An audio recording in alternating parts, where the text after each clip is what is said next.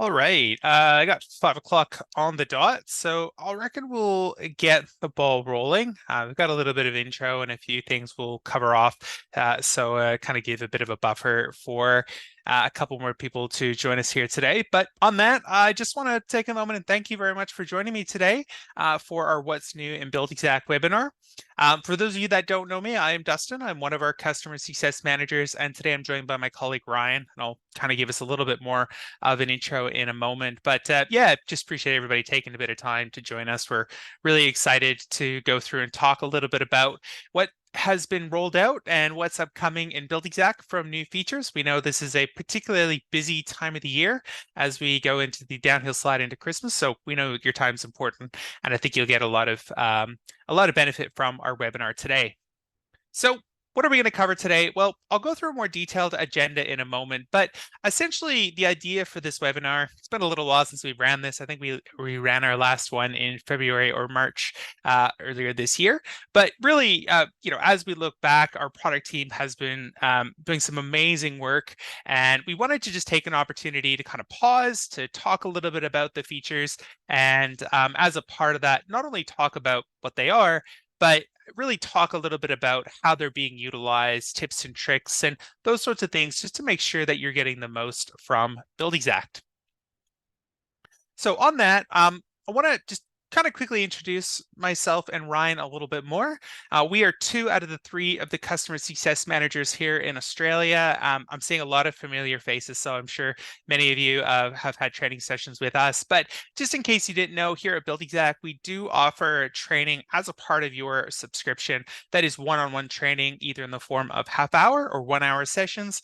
And really what Ryan and I do is every training session is going to be unique, but we take the opportunity to try to understand who you are, where you're at in your journey, really trying to understand what you're using, and really working with you to kind of either talk you through and introduce you to other areas of Buildxact. Oftentimes we just review what, just as I did earlier today, met with a builder and just had a look and, look at optimizing templates, or maybe you're earlier on in your journey and still looking to kind of find your feet on some of those key areas. So we're absolutely here to help, and I will talk in a little bit about how you can book in some training sessions. On that, I've been around Buildxact now for just ticked over 4 years. So, we have quite a bit of experience working with builders, and Ryan is still pretty new to the team, but he has actually come from a construction background. So he's got a lot of really strong industry knowledge around just the day-to-day elements of sort of working within a construction business. So that experience, coupled with all the training he's been had at Buildxact, he has already made a huge impact in a lot of our Buildxact users' lives. So on that, as we look towards what we're going to cover off today, the range of features, some of these are going to be brand new, and some of these are going to have been out for a little bit longer. So the new uploading and scaling as an example. So as we look to design this webinar, we're going to try to cater for those features that have been out for a little while. We're going to try to cater to both how they operate in case you hadn't seen them, but we're also going to try to get a little bit deeper in tips and tricks and some, recommendations and stuff like that. So we're going to try to vary it a little bit depending on, depending on those sorts of factors. So we'll start today by talking a bit about the new uploading and scaling process. We're going to briefly talk about a new supplier that's recently come on board to Buildxact, and more broadly want to use that opportunity just to talk a bit about that supplier integration piece, because while the supplier integration side of it isn't new to Buildxact, I am still really surprised how a lot of people don't really know what it is, and it's there. So want to take the opportunity just to sort of talk a little bit about that area and make sure it brings some awareness to it. Then we're going to look at the advanced cost tracking. Now, with the advanced cost tracking, there is a slight caveat to that here today, in that the advanced cost tracking feature, which I'm going to talk about, is currently only released to our Australian users. For those of you in New Zealand, hello, that feature isn't quite ready yet for you guys. It will be out hopefully in the very near future. I'm talking like weeks, maybe early into the new year. But I do just want to preface that for the Australia users, you may have seen that, but for the New Zealand users, you won't have seen that yet. But still really valuable, because we're going to cover off on much more of an introductory session to that, just to sort of get you ready for how it's going to look, how it's going to operate, and those sorts of things. From there, we're going to touch on the introduction of adjustments, and adjustments kind of sit beside variations. So we're not kind of talking about variations per se, but adjustments is kind of the other side of the coin to variations. So we're going to kind of talk a little bit about both of those and some of the changes that that adjustment feature has introduced. We're then going to go through daily logs, and lastly, we're going to talk a little bit about the mobile app. So with that being said, I want to just take a pause here and I want to get to know yourselves a little bit more. And that really just helps me sort of tailor a little bit more around how I approach the content today. So let me just start with this first poll. So you should have a poll that's popped up on your screen here. Want to get just a little bit of a sense about how long you've been using Buildxact for. And from this, I can again kind of tailor and tweak a little bit about how I approach some of these features here. And everyone was quick on the draw today. That was the fastest I've ever seen it. Great. Okay, cool. So unsurprisingly, it looks like over 50% of you have been with Buildxact now for over 2 years. Then there's a little bit of a spread for that sort of 6 months to 1 year. And then sort of the next big cohort is those of you joining in the last 6 months. So that's really exciting because obviously for those of you in the last 6 months, probably a lot of this stuff is just brand new. There was no idea about how this stuff previously worked. So that's fantastic. And it's great to sort of learn about those key features. And for those of you that have been with us for a bit longer, obviously you're probably going to remember the old way and then taking you through kind of the new way as well, or just introducing those brand new features. So I appreciate everyone taking a quick moment to fill that out. Okay. Oh gosh, where did my polls go? Okay. Next one I'm gonna send is I want to get a bit of a sense of what plan you're on as well too. Now, part of where I want to ask this question is just related a little bit about that some of these features are available only on the upgraded plans. So I just want to get a bit of a sense where everybody's at, and then I can, as we go through the features, I'll try to be really clear about what is sort of accessible to everybody, what is accessible to only those of you on entry, and for those of you unsure, that's okay. I'll do my best to kind of talk through that a little bit. So you should hopefully by the end of it, if I've done my job right, jump back into Buildxact to be able to quickly identify what plan you're on. And more importantly, just kind of want to like to flag that early because, sometimes I talk about a feature, people get really excited and they go, where is it? Yeah, just want to quickly flag that.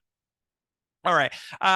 Again, pretty unsurprising. The vast majority of you are on Pro, a couple people on Teams, a couple people on Sure, and looks like we've got a few on Entry as well too. So appreciate that. That gives me just a little bit of a sense of where most people are at. And again, I'll do my best as we go through today just to highlight which features are going to be available to some of you, which of the features are available to all of you. All right, awesome. Okay, 2 more questions, I promise, and then we will get into it.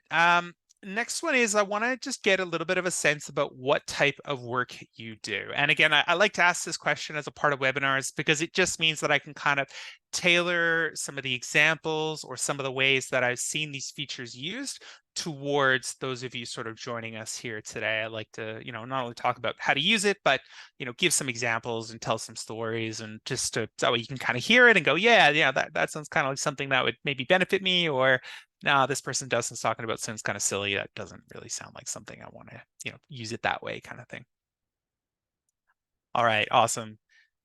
Yeah, so a lot of new builds, remodels, renovations, pretty significant.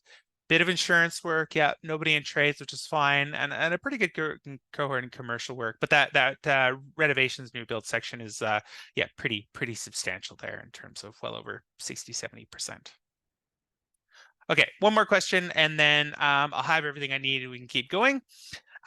This last section I want to kind of ask is just to get a little bit of a sense of sort of which features do you currently use in Buildxact. You can select multiple, but my goal here is just to get a little bit of a sense of, which areas are you using? Are there a lot of areas that are kind of underutilized? And that'll help give me a little bit of a sense that as we talk about some of these features, I may need to fill in a little bit of context because if you haven't used it as much, there will be some bits of info, especially with the advanced cost tracking. That one does sort of have a little bit of context to it.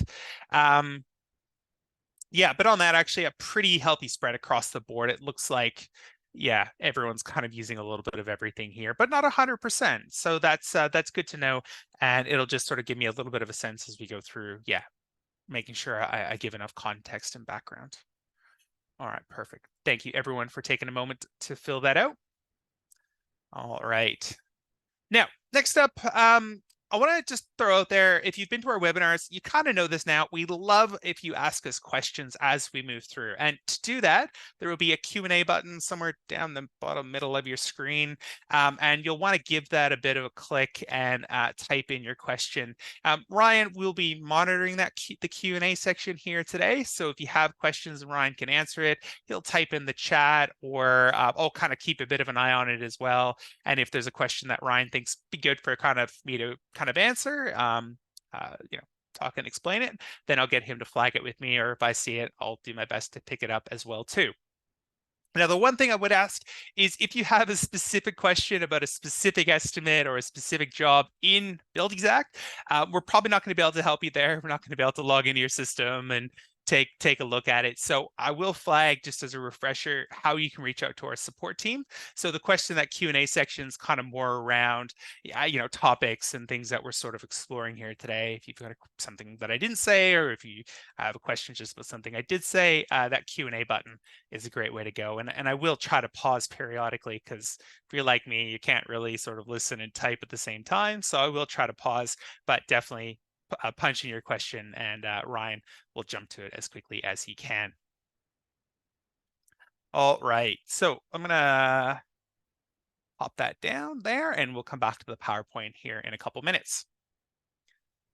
Cool. So jumping into our first item we want to cover off today, and it's by far one of my favorite changes to Buildxact, something that's really core to the system, and something that had a lot of feature requests from people like yourselves, and that is around the uploading and scaling process.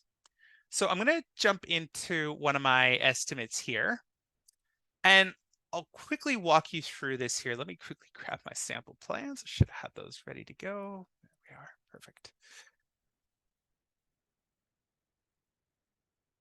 There we go. Cool. So basically here, what we've done is there's sort of two key differences to sort of call out in terms of the old way in which you would have uploaded and scaled, and then the new way.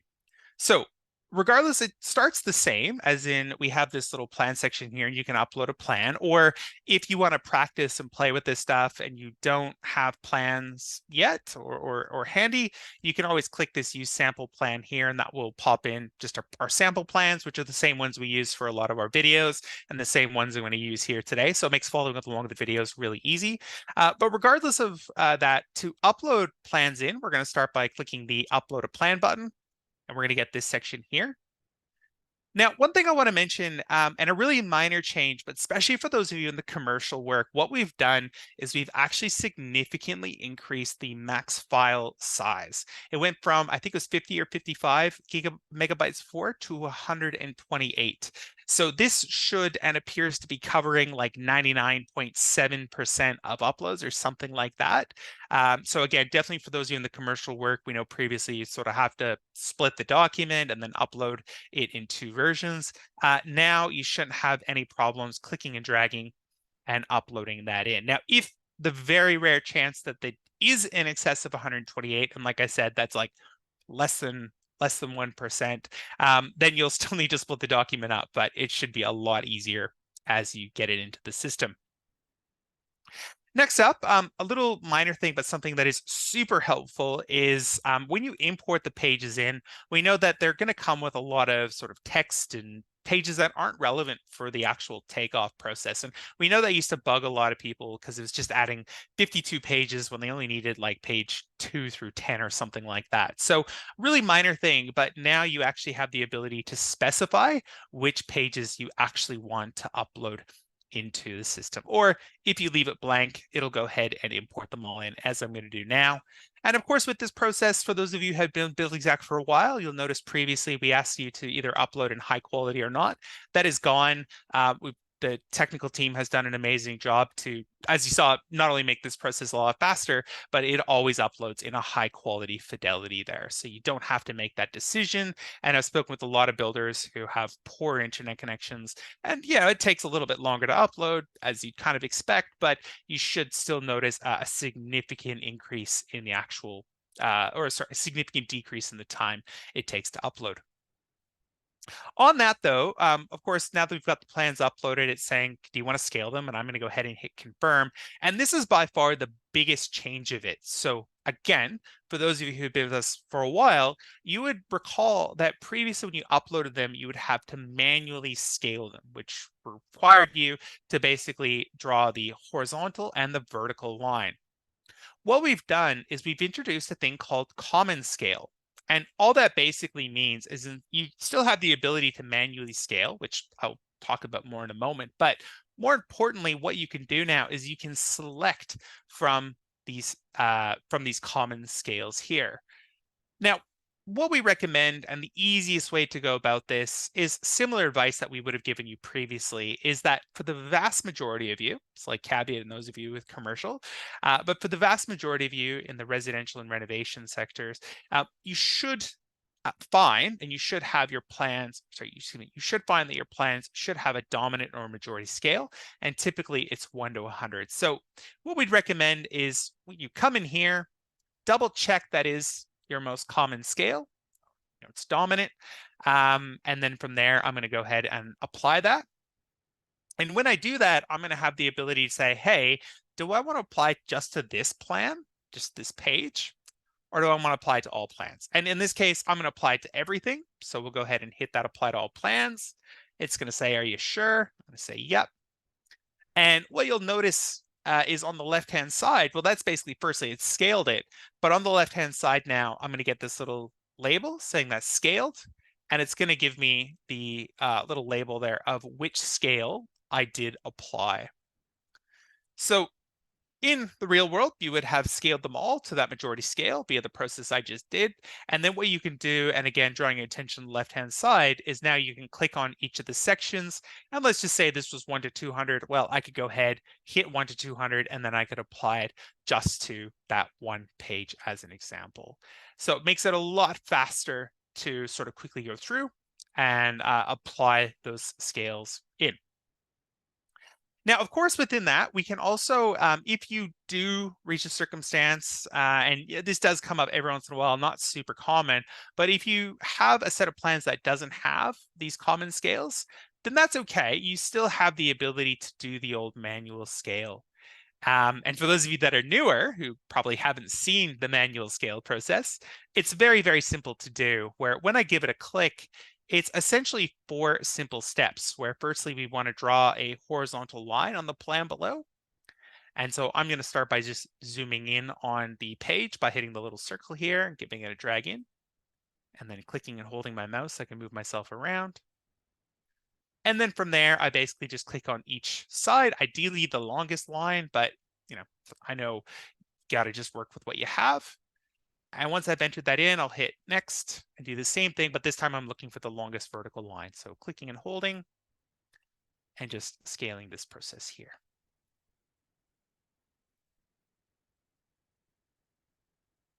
And just like that, and I'm going to apply it to just this plan, and then you'll see I'll get a little manual tag there as well too. So super, super handy in terms of as you go through that. Cool. So that's the main things I want to sort of touch on with this new uploading and scaling process. A few other things to highlight here, and again, as we get a little bit more into the advanced things and stuff like that, is you can also rename the plans here as well. So I can actually go ahead and say, hey, floor plan, helps if you can spell. Elevation. You certainly don't have to name them all. If you've sat in any training sessions with me, I usually just tell people, just scale the plans you need. If you don't need it, then, I mean, again, you could delete it out if you want, or you just leave it unnamed, or whatever the default name is, and then you kind of just tells your future self you can kind of forget about that stuff. So really, really nice in terms of a lot of that housekeeping section in here. And the last thing I'll touch on is at any point, if you want to test just to make sure that the common scale or the manual scale has been applied correctly, you can actually just click on the page here, click across, and then might be a bit hard to see. I'll zoom in a little bit, and Ryan, feel free to shout out if this is a bit small on your screen, mate. But basically here you can do a quick little test, and I can say, yep, great, that's there, and you're good to go. And true story, I actually was working with a builder earlier this week, and we were chatting about takeoffs, and he goes, something's not right, Dustin. Something's not right. He thought it was Buildxact, fair enough. But when we actually did some of the scaling, and the testing, and then he actually did it himself just because he wanted to make sure. It turns out actually the scale was wrong on the plans. So, he wasn't very happy about that, as I don't blame him, but it does give you that ability just to say, yep, great, it's been scaled, it's applied properly, and hopefully giving you that assurance that as you move forward into your takeoffs, that, you can sort of just do your takeoffs and carry on with your process. Okay. So I'll pause here for a second. Again, for those of you that maybe have missed it, seeing a couple extra people, if you have any questions, Q&A button down near the bottom middle of your screen. And yeah, send across any questions, but I'll pause here for a quick half second. And then otherwise we'll carry on to talk briefly about our new supplier.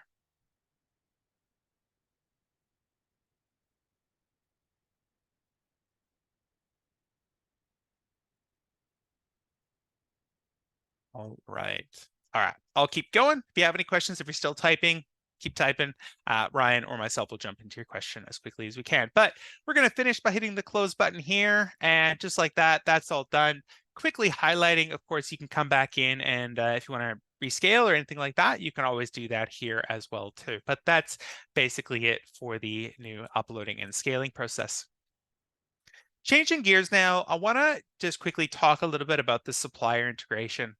And firstly, for that, this is a good opportunity to mention this is only for those of you on the upgraded plan, so Pro or Teams.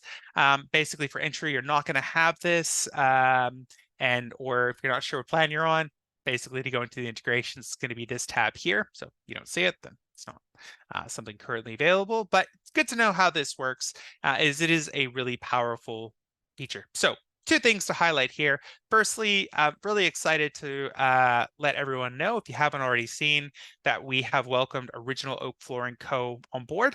They came in about a month or so ago. Really lovely team. I was on a call with them a few weeks ago. Really, really lovely people, really customer service orientated, great lineup. So definitely worthwhile to check them out. If you work with them already and you have an account, go ahead and hit the connect. If you don't, definitely worthwhile to reach out to them. And then once you sort of have that relationship, you can go ahead and hit connect. We also welcome Worth Australia as well. They're not new. They've been around for a little bit, but they're kind of our other newest one as well. So it's great to have sort of a really big name, another really big name coming on board. So quick mention about those guys there.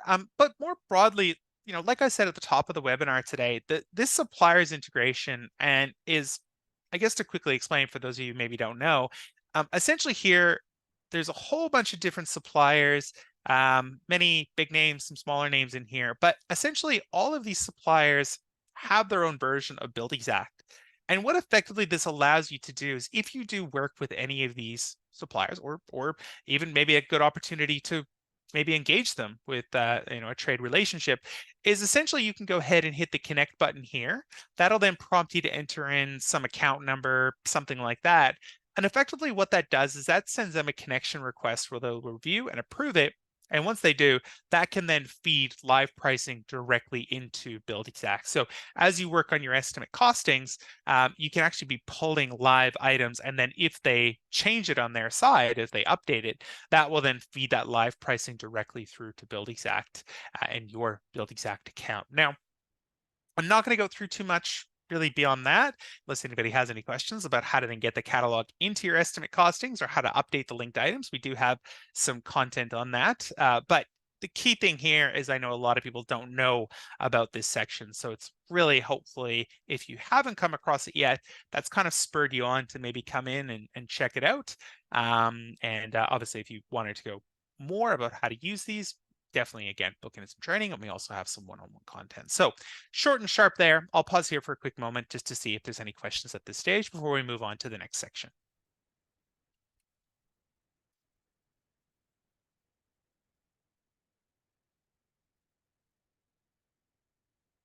Joseph just raised a really interesting point saying, Dustin, I find the wording is critical here and it's tricky to match the catalog with the wording. So I'm guessing sort of what you're referring to there is as you're trying to pull in the item from the catalog, you're sort of finding it a little bit difficult to go, type it in and how do I get the item I want in? Is that what you're kind of, yeah, totally. That's a super fair point, Joseph. I appreciate you raising that. This is definitely something I find because the different suppliers will have sort of different names and stuff like that on there. So let me just really quickly touch on that and a bit of a tip and trick here around how to kind of, as best you can, how to kind of manage that situation. So let me quickly jump into an estimate here. Of course, my internet's taking the opportunity to be slow. Pete just asked a great question as well. When are we getting more suppliers in New Zealand? Binding's hard to be epic. Yeah, I totally agree with you there. Not quite fully across where the conversations are with those suppliers, but yeah, it's certainly a really, really fair point. Be honest with you, a lot of these suppliers have come on board so far, and in no small part because builders are just asking them and saying, hey, I'd really like this pricing. It makes their life easier. It makes your life easier. So sometimes it can really just be that conversation to kind of help spur them on. Our team is definitely bugging a lot of these guys, but we're trying to transform some of these businesses from the way they've done it for the last 40, 50 years, 60, 70 years is yeah, a bit of a push. Yeah, is there any push for suppliers in Australia and New Zealand to integrate? Yeah, absolutely, 100%. Stephen Allison is one of our account managers who has been on the ground there over the last couple of years, really pushing and trying to have those conversations as well. So it's, again, definitely, we know, kind of an underserviced country in terms of it. Australia seems to be adopting it a little faster, but New Zealand's a little slower. I'll reserve my reasons for that in this area, but yeah. It's a very good question. Okay, so really quickly want to come back to Joseph's question there. So I guess to kind of try to answer this is there's two ways really quickly to get the catalog in. One is we can start typing in here. I'm not really sure what catalogs I have, but that's not too big of a deal. And essentially the system is then going to try to text match it. But again, unless you kind of know what the item is, that can sometimes not be the easiest thing to do. It's great if you know, but if you don't know, that can be a fair point. So what I would usually recommend people to do is to navigate into this browse price list section, as what this allows you to do is firstly search for a specific price list. So you might have an item, MGP pine, doors, bolts, those kind of generic based items could be in multiple catalogs. So firstly, we could say, well, I want to look at just a specific catalog as an example. I'll pick on Sally's Hardware. And the integrated suppliers should, I can't say I've seen them all, but they absolutely should have the category. And then in the category, they should have subcategories as well too. So firstly, hopefully that's going to kind of help you to navigate through to kind of go, well, I think this is the category. This is that type of item. Let me have a little bit of a look. Or in here as well, you can, oops, MGP. This is also where, to your question, Joseph, the wording is really critical. And I find this is sometimes a bit of an easier way to go because firstly, I can search from just a specific catalog or across all catalogs, and this will give me sort of more results. So visually, I can kind of scan this and go, that's what they're calling it. Okay. And so from there, then to get that into my estimate, I can either give it a click and it'll pop in. And then mentally, I can kind of go, yeah, cool. I need to be searching 90 by 45 inch pine, space 10 pine links. And hopefully that'll make it easier next time you need to find that item. Or again, a great suggestion is to take those items and bake it into your templates as well. So they just sort of get carried into your future estimates or build them into your recipes. So then your recipes can kind of carry them in as well too. So hopefully that makes sense. Great question. Appreciate you sending that across. Awesome. Perfect. So it's very helpful. Great to see. Couple questions just around specific suppliers coming on board. The short answer is I'm not sure. That the suppliers is a separate team. I'm not fully up on the day-to-day around that. Yeah. So Laura asks, Reese's want to be interested in including, does Buildxact discuss with the supplier, or do we contact the supplier for interest? That's a great question. So really good question, Laura. So it's two-pronged approach. Our team is absolutely doing everything they can to get their foot in the door, have these conversations, and really sort of start to drive those conversations with them, and help kind of understand why they digitizing in this way is great. But from my experience too, it's also equally powerful if you go and have a chat with them. And I don't mean you go have a chat with, the CEO of Reese, but, chatting with your account manager, asking with your account manager, really pushing that ground up. And I know some of the suppliers have come on board because a few builders have kind of said, hey, to a particular supplier, hey, you really need to get on this. And they've kind of gone, okay, our customers are asking for it. Let's pick up Buildxact's, let's pick up the phone Buildxact's call in for the fifth time, and let's have a chat with them, kind of thing. So, all right, awesome. So, bit of a meander there. I think that was super worthwhile. I'm going to jump into the next section here, keeping on time, and I want to tackle a very, very new feature in the advanced cost tracking. Now, again, highlighting for those of you that might have missed in the beginning, unfortunately, this isn't out for our New Zealand friends yet. Keep your eyes peeled. It's, as I said, very, very imminent. It's just one or two little tweaks they need to make on the system. So definitely keep your eyes out. But in terms of how it will operate, look, taste, touch, feel, it'll be exactly as I'm talking about it here today. So you're kind of getting a sneak peek versus for Australian friends. This is something that's live right in your account now. So in case you didn't know, we have now an advanced cost tracking dashboard. And to find that, that's going to be on dashboard, and then it'll be under this report section. Again, this is for those of you on the upgraded plans, being pro and teams. And a lot of that is because, as we'll talk about in a moment, the data is really pulling in from the job side, and that upgraded plan gives you that job management side. So I want to start with, why do we build this? And a lot of this, again, came from a lot of great feedback and questions over time from our builders who were saying, hey, we're putting a lot of this job management data in. I'm entering all my costings. I've got my invoicing. I've got my variations. But I really want to find a way to kind of manage and monitor my profitability as the job is sort of as it's sort of continuing on. And that's really what this is here. Now, I got to give a special mention to our friends at Exact Accounting. They were integral in helping us build this. So I mentioned that because I want to thank them, because they were amazing. And definitely, if you need help improving your margin, reach out to them. But I like to mention that because this is sort of designed and built designed by an accounting professional.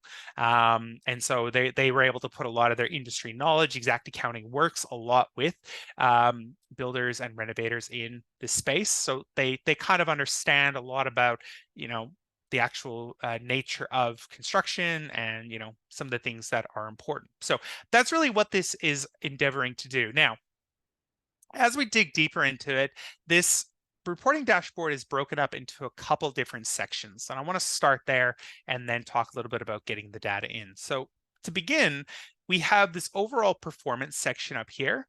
And this is really designed as just that high-level overview. So firstly, you will need to create the job from the estimate. Really a key point. This doesn't work for just a job on its own. It's got to be a job from an estimate.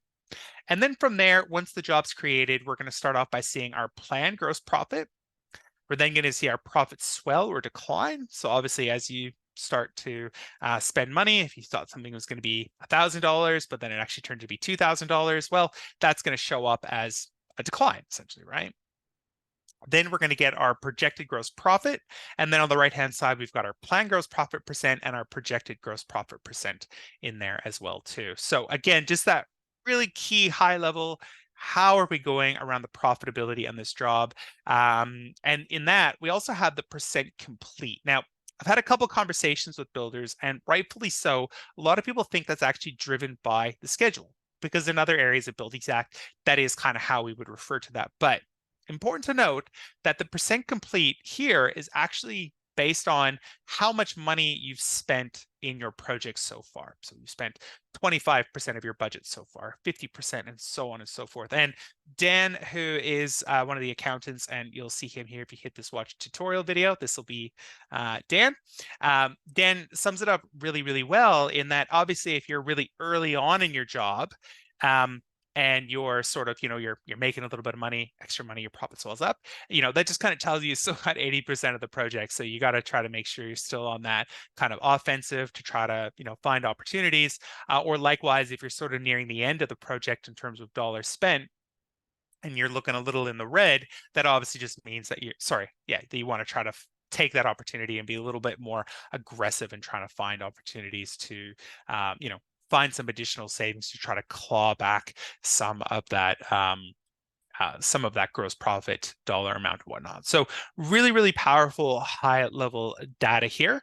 As we look a little deeper into some of the sections, we're going to then see a lot of that same data sort of presented again in this job projected gross profit performance. So effectively what we're trying to do here is sort of show you, hey, here's your plan profit. And then from there, I'm colorblind, so I'm sure these are different colors, but basically here, different colors depending on if you're sort of going in the green or in the red as you go up, and then the projected profit as well. So kind of here, the more jobs you have, the more bars you have, the fewer jobs, the fewer bars, and stuff like that. So that's kind of how it's kind of working its way through. Then as we get a little further, we get into job performance, and this really allows us to look a little bit more granular as to how we go in the job. Cool. Ed just asked a really interesting question here I thought I'd quickly jump into. And he just asked, I've got some old jobs showing up on my dashboard. Would you suggest we delete them to give a clear understanding? Look, that's a really good question. And it's kind of up to you. I don't think that's really a terrible idea, mainly because if you do delete the job, you do have the ability to get that back.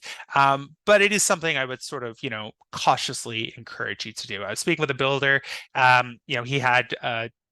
He'd been a Buildxact for a long time. He sort of deleted quite a few jobs, quite a few older jobs, but he still kept some of his older jobs as well too. And he kind of defined it as like his old way of working and his new way of working, which I didn't get into, but for him, he wanted to keep some of the older ones, but get rid of some at the end too there. So it's totally up to you. But certainly it isn't a terrible idea, knowing you can always recover those deleted jobs if you need to. Awesome. Thanks for your question, guys. Keep in mind, if you can hit the Q&A button, that'd be great. It just makes it easier for Ryan to sort of jump in and answer you directly if there's a couple questions coming in. But nonetheless, keep the questions coming in.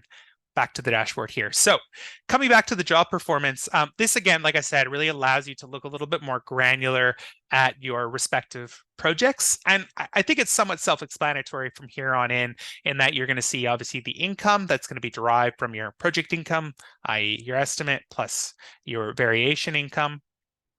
Then your costs, then we're going to give you the plan gross profit percent. Then you'll see a bit of that profit performance element, and then you'll see the cash flow.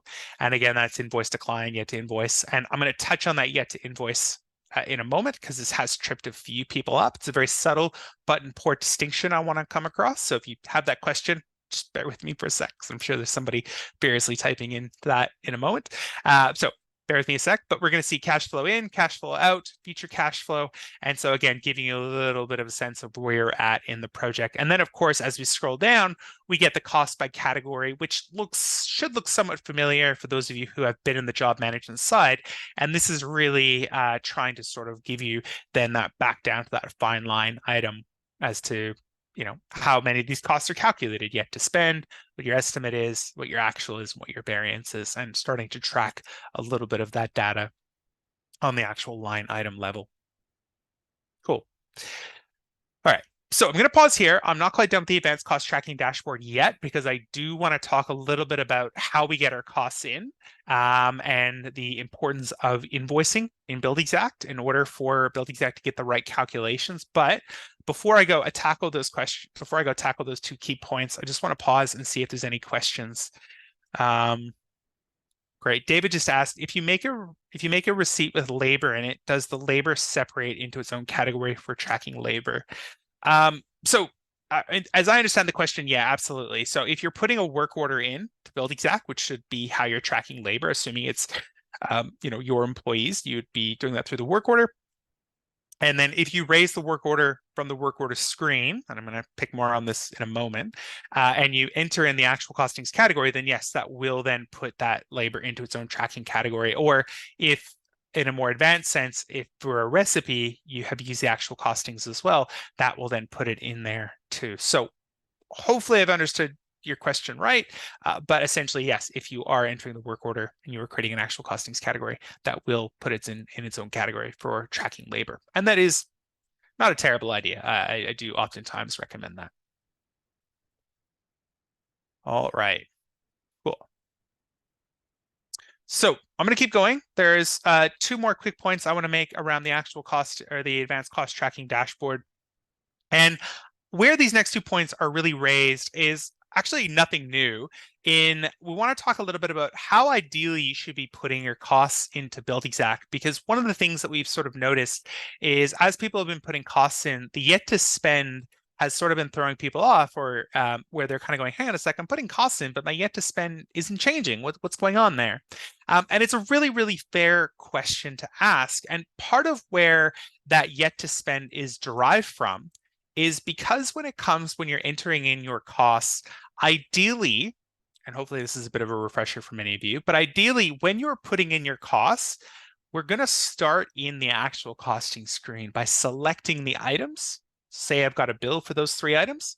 I want to be starting from the actual costings and then hitting order, and then putting it in that way, i.e. putting in the description, then changing the status to received. Or if you are raising purchase orders, which we'll always encourage you to do, is again, making sure you're coming from the actual costings. Now, there's going to be some great exceptions as to real life circumstances where that's not always relevant or possible, but why I want to raise this here is just because this is really what underpins Buildxact understanding the yet to spend, because you said, I don't know whoever made this estimate, but effectively you said that, hey, this is my estimated total.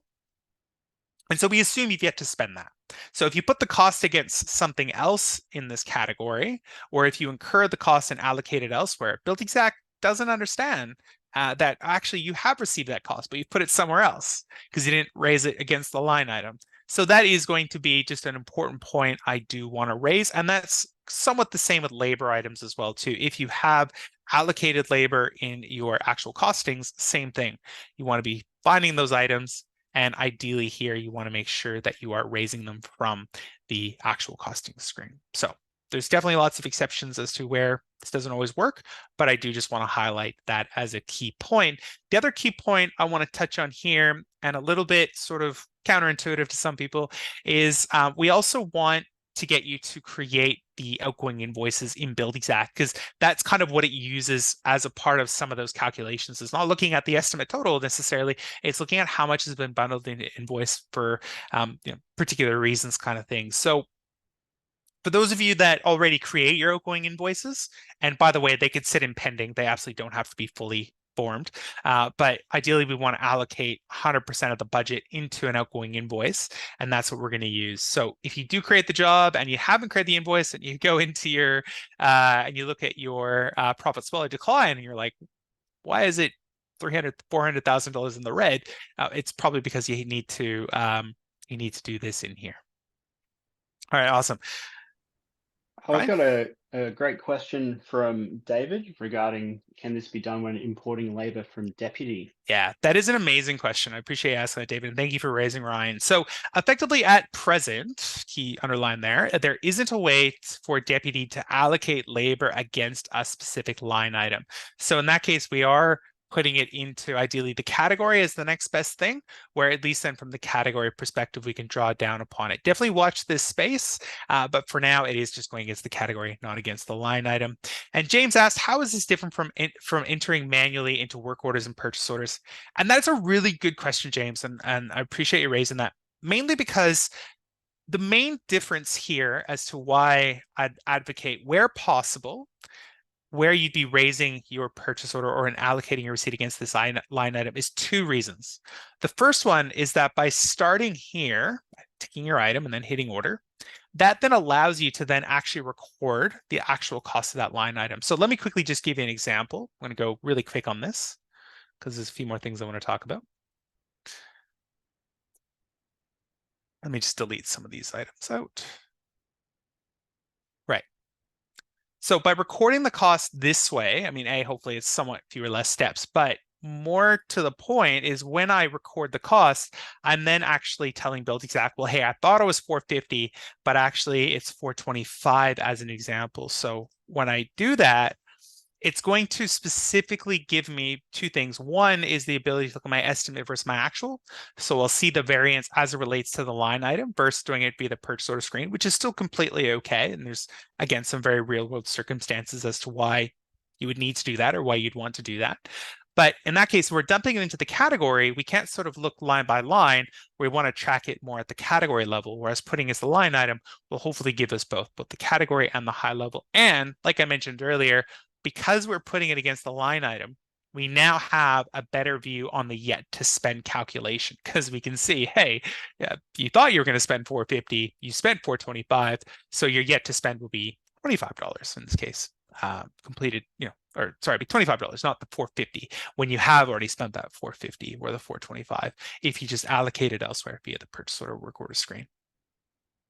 Awesome. So great questions. Definitely for a few people, they've wanted to book in training. I kind of forgot to mention how to do that, so I'll do that in a quick sec. But definitely for a few businesses, as they've sort of, especially been for a while, they're used to doing it a certain way, which is fine. But definitely book in a training if you want us to sort of talk a little bit more about your current process and talk a little bit more about maybe this process if it's a little different to what you've done in the past. So yeah, definitely feel free to do that there. James asks, can we create more categories on the fly for deputy entries? Yes, you can. What you'll need to do though is in the actual category, you'll need to firstly create a new category.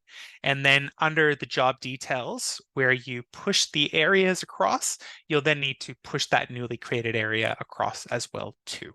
So it's just those two steps, create a new category and then push that across the deputy. And that's about as on the fly as we can get.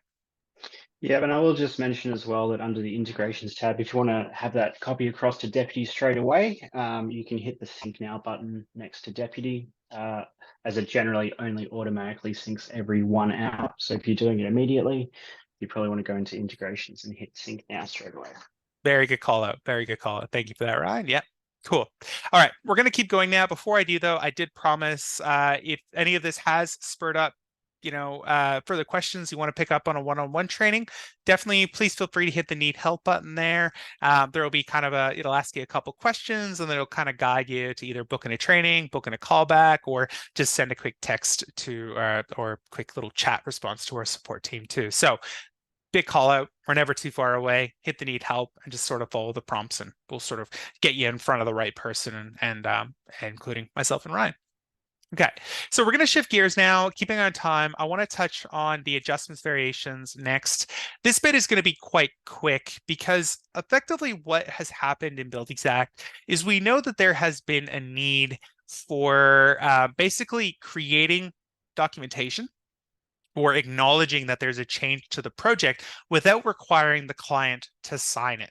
So previously, we've always kind of made you go through a variation process, but now a very minor but subtle distinction, if you don't need the client's signature element, but you still want to create a document to, formalize that, and you still need to make sure that the actual costings and or outgoing invoice reflects those changes, then what you can do now is in the same way you would have created a variation from the actual costings or from variation set, doesn't matter where you start. But when you do that and you raise the variation button, you're going to see this very nonchalant little button on the top right-hand side where you can then toggle between variation and adjustment.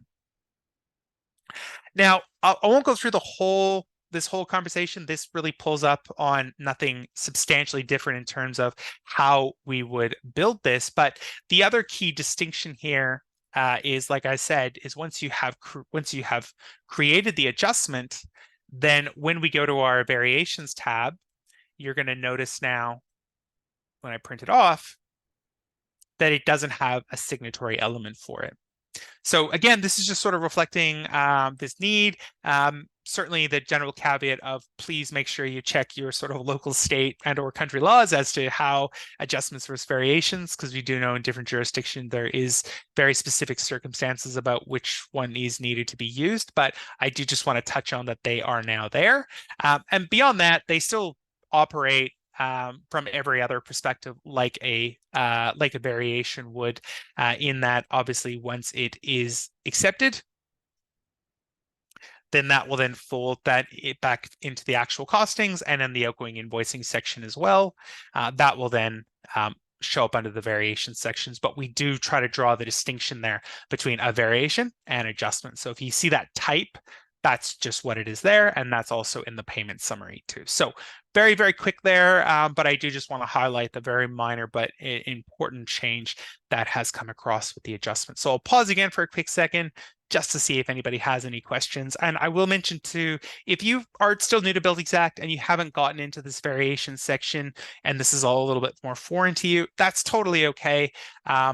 We do have here at the bottom of the variation section this little watch video, and that'll take you through a little bit more about how to basically create a variation and in that an adjustment. But I won't go through that in huge detail today because that's been with Buildxact for at least as long as I've been here, and that's over 4 years now.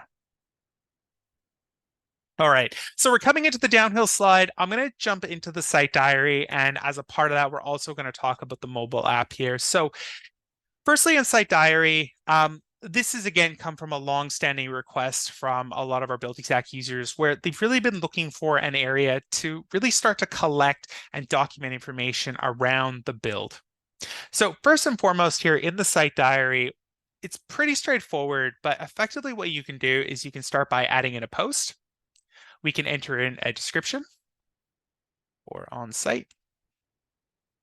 Let me grab a little photo here. I have just a random picture of a washing machine. That's okay. We'll click and drag it in. We can upload a max of 15 images here. And then, of course, I can backdate this entry if I want. So maybe I meant to do it yesterday, but I didn't get around to it today. That's completely fine. So when I save that in, that's going to then create the post. And a couple things here to highlight is firstly, you're going to see a calendar come alive as well.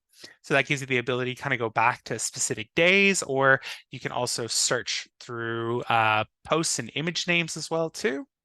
So that's kind of the first area. But I think what's sort of equally as exciting is that, as many of you know, because it's been out for a few months, Buildxact has also launched the companion app, or Buildxact Onsite.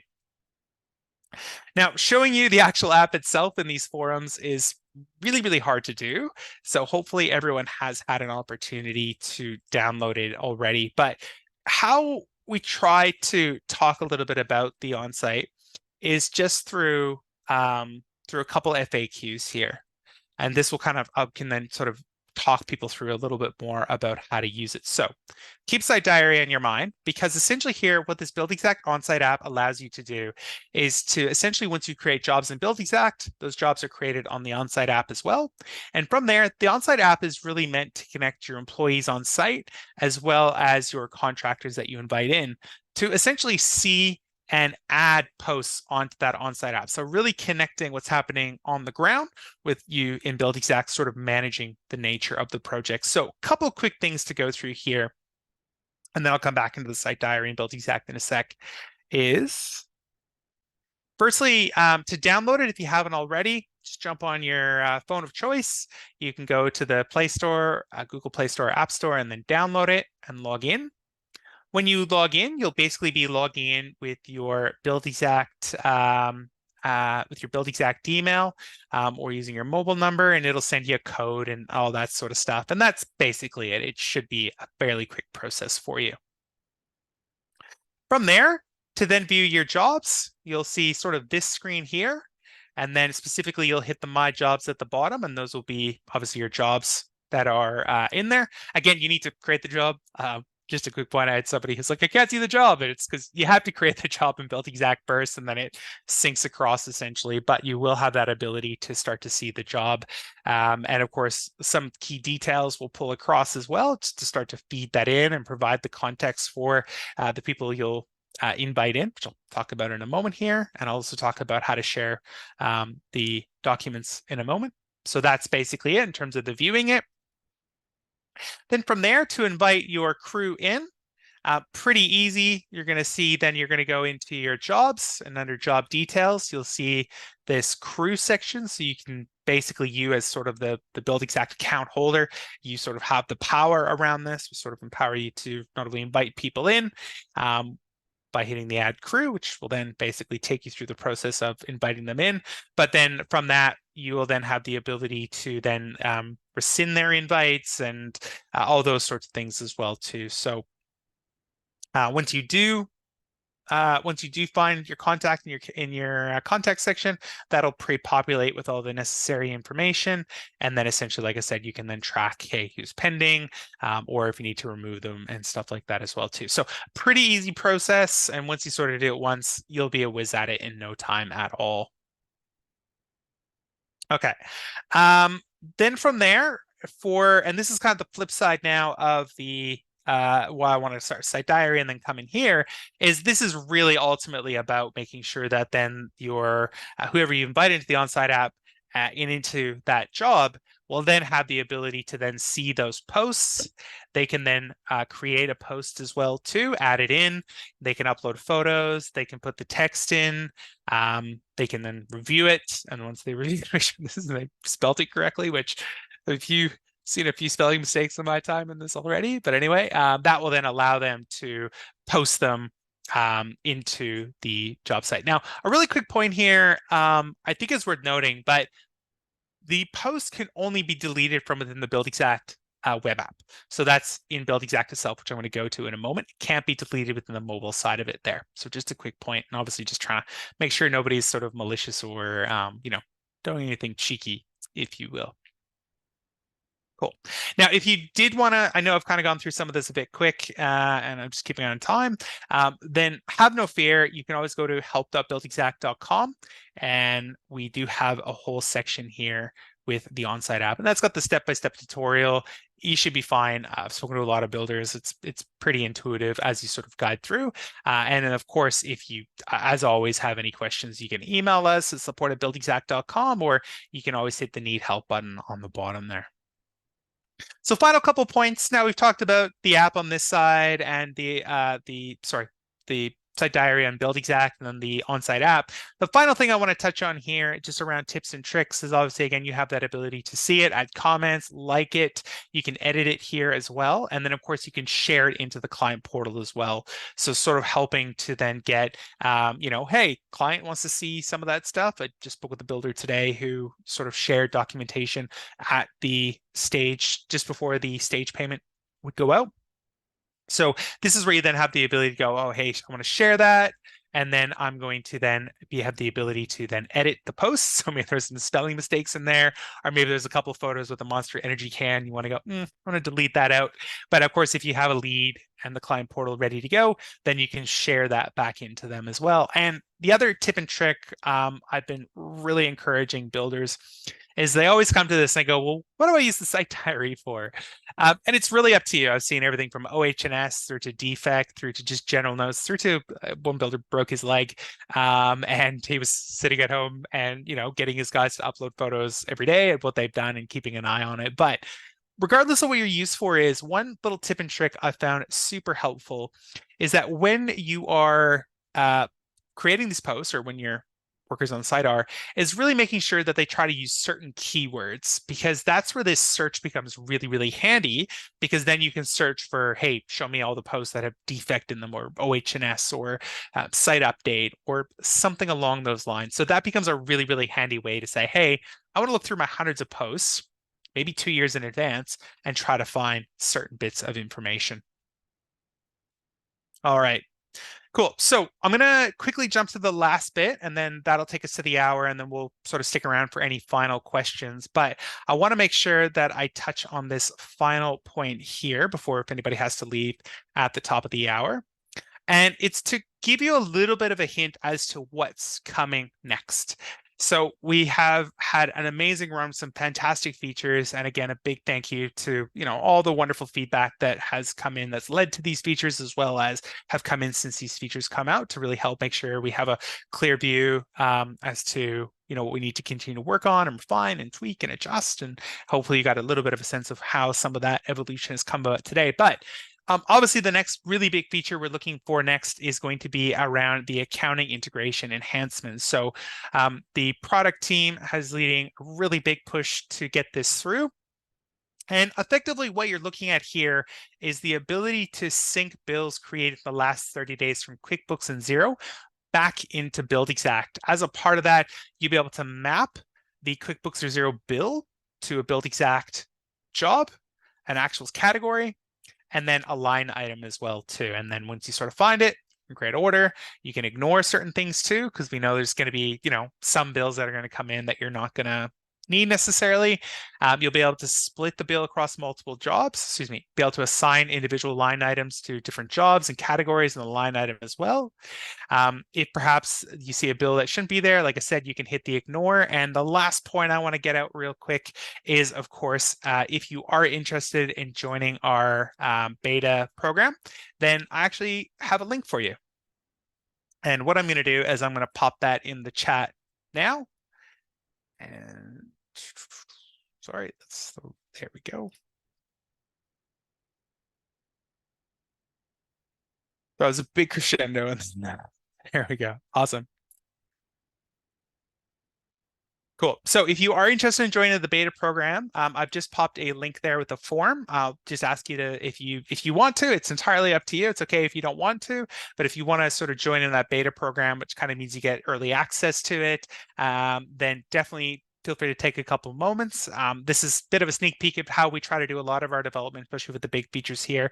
And so even if you put your name on that, there's a good chance that maybe they'll reach out to you about something else as well too, about accounting integration related items. The final point I want to make on here real quick, and I'm sure there's probably a question already, is people say, well, when is this going to be out? And it is coming very, very soon. I don't want to give a timeline quite as of yet, but because the beta program from that, maybe people identify that there's a couple more things we got to work on. So we don't want to try to launch it half baked. We want to try to make sure it's ready to go. So, but with that being said, there is a pretty high expectation. It should be out very early next year as well too. So definitely a great thing to keep an eye out for. And of course, when we do launch it, there will be, announcements, and we'll run a webinar that's focused just on that and a few other a few other cost tracking related things. All right, cool. So pausing here, because again, I see some people already peeling off. I just want to thank everybody again for taking a little bit of time for joining us today. Again, we'll stick around for any further questions, but on the way out, would love if you just finish this one last poll. Just love to get your feedback on how you thought this webinar went. 5 was great. Dustin was funny, answered all your questions, or was 1, his jokes are terrible and his explanations weren't much better. So we're always looking at getting better and improving and those sorts of things. So again, just want to thank everybody for taking a bit of time. I hope you've enjoyed today's webinar. Hopefully we'll see you again for a future webinar and or for some upcoming training. And on that, we'll stick around here for a couple minutes just to answer any further questions that come in.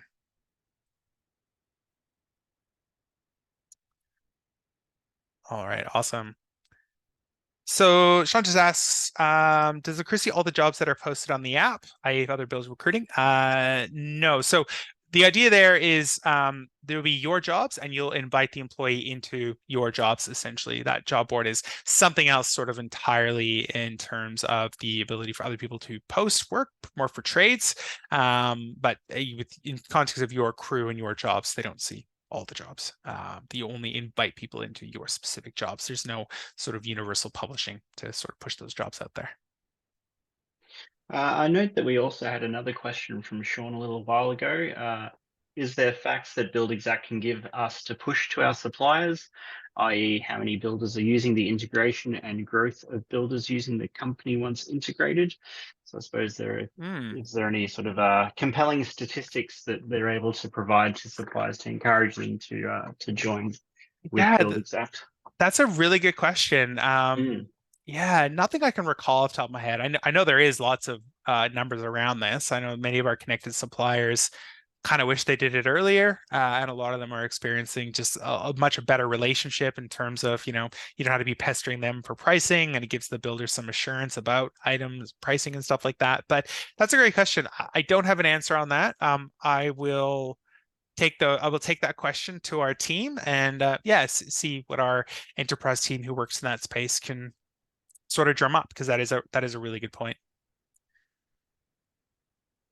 Awesome. Tanya's question: any idea if or when Buildxact the option of entering invoices cost as inclusive GST opposed to ex GST? That's a great question. The short answer is no. I'm not aware of anything along those lines. I think part of the limitation I've understood is the zero integration in terms of the way we sync it across. But at this stage, no, I don't have any visibility on that.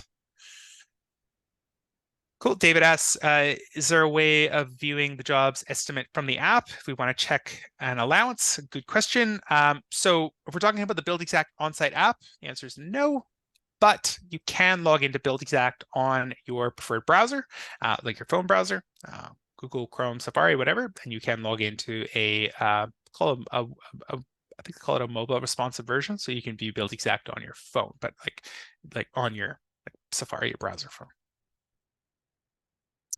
Awesome. Jessica, is there a user guide for crew or subcontractor being invited into the Buildxact app? Yeah, good question. I think the closest we get is this one here, but yeah, you're right. This is more for your side of it. I think this one is probably the closest in terms of, nope, that's the wrong one. How do I swear I had it up there a second ago. Oh, that's not the one I want. Yeah, I think this one is probably E1. So I'll pop this in the chat to Jessica here. But that being said, if you think we're kind of missing an article, an FAQ, yeah, let us know. Reach out to our support team. We are constantly writing articles just to try to identify those needs and stuff like that. Okay, cool. Somebody asked, is there an option to invoice by item under a category? What we want to do is claim the percentage of an item individually in the category as it completed in the claim the percentage by item individually in the category as they complete, not as category. For example, we typically have a spreadsheet running in the background. Yeah, so to the person who sent that across, I have probably a bunch of questions for you that are probably not going to be the best way to answer that. I mean, yes is the short answer, where you could part receive the item as it comes in. So, what I immediately think of there is, you get a roof and truss package, and not a great example, but say, yeah, your plumber, your contractors and stuff like that, they're going to send you sort of a progress claim. There would be a way to basically claim the dollar amount. So it's maybe not quite the percent, but you can sort of treat it as a percent if you do as a quantity of 1. So they claim for 20%, so it'd be 0.2, and then they give you another 50%, so you can claim it as 0.5. So there is a way to kind of do it that way. And it's just through the part received, but I'm not 100% sure I've kind of met the mark there. So definitely that would be a great candidate to hit the need help button, and then you could either resend that across and we can sort of ask some questions and sort of bounce some suggestions and make sure we're in the right area, or you could book in a call back to, so we can have a little bit more of a chat to try to understand exactly what you're doing, or book in a 30-minute too, and we can sort of look at your spreadsheet and sort of look at Buildxact and see how we might be able to do that. So couple different ideas there. Probably not the greatest answer, but hopefully it gives you a bit of an indication. Joseph asks, my app looks like good work, not Buildxact. That's a good question. Yeah, that's a really good question. I'm not sure. Probably best to reach out to our support team. They'd be able to probably take a look at that and look into the system and see what might be going on there. All right. We'll give it another couple moments. Some great questions coming through. Another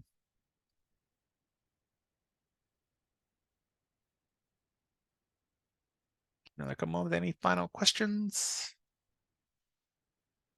Again, and I can't stress this enough, if you wake up at 2 a.m. in the cold sweat thinking, oh, I forgot to ask this one question, have no fear. If they need help, our team is never too far away and always happy to help. All right. Now, looks like those are the questions. I see a couple more people sort of heading for the digital exit. So yeah, I'm going to leave it there for today. I just want to thank everybody again for taking a bit of time. Thanks so much for all your questions and your feedback. Yeah, really, again, encouraging if you have more questions and or as we get into the sort of ramp up to Christmas, we know a lot of builders will sort of book in and more conversations around, hey, here's this feature I haven't really had time to look at, but I want to look at it now, or hey, Buildxact team, just want to chat about estimate templates and make sure they're optimized. Again, please definitely feel to reach out. We're really here to do what we can to support you around that. And in the meantime, keep your feedback coming in around these features, and I'm sure we'll chat with everybody again. So on that, I'm Dustin. That's Ryan. Thanks again for your time today, and have a wonderful and safe evening, everybody. Chat soon.